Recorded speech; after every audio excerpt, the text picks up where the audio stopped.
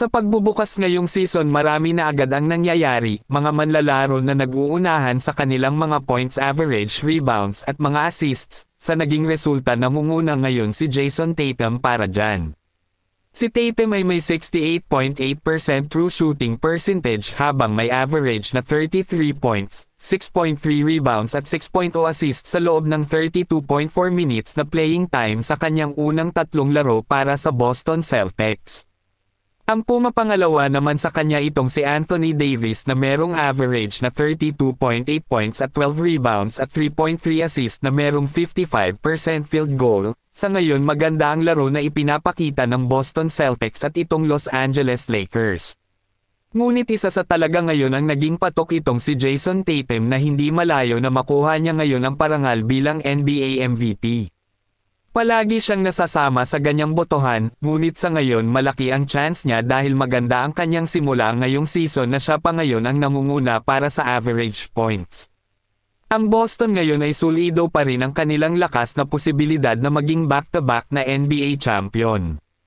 Habang ang Los Angeles Clippers pumalag sa Golden State Warriors without Kawhi Leonard, malakas ngayon ang Golden State Warriors dahil sa pagpasok ni Buddy Hield bilang kapalit ni Klay Thompson. Maganda ngayon ang ipinapakita ni Buddy Hield para sa Warriors, ngunit sa naging laban sa Clippers tila naging maalat ito, habang may mas pinakamalala pa para sa Warriors dahil itong si Stephen Curry ay na-injured. Ngunit umaasa ang lahat na sana hindi seryoso o malala ang naging injury ni Stephen Curry. Sa naganap na laro sa pagkatalo nila sa Clippers naging 2-1 ang kanilang record, tinalo ng Clippers ang Warriors sa score na 112-104 sa home court pa mismo ng Warriors.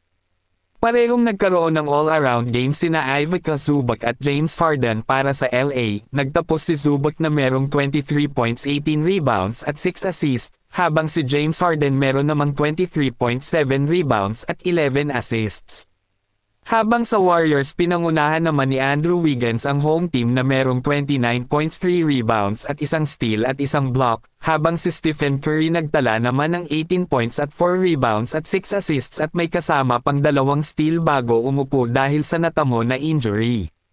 Samantala umaasa ngayon ang Los Angeles Clippers dito kay James Harden, malaki ang tiwala sa kanya na magdomina ito para sa koponan habang wala si Kawhi Leonard. Well, hindi nga mapagkaila na naging prime James Harden ito para sa Houston Rockets noon, kaya hindi malayo na maibalik niya ang dati niyang ginagawa.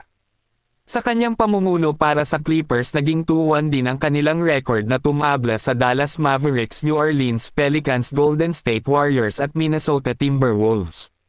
Samantala sa ngayon wala pa ring linaw patungkol kay Kawhi Leonard kung kailan makakalaro, ngunit sa ngayon umaasa ang Los Angeles Clippers kay James Harden na marunong makisama sa mga kasamahan, isang tunay na playmaker at malakas sa opensa.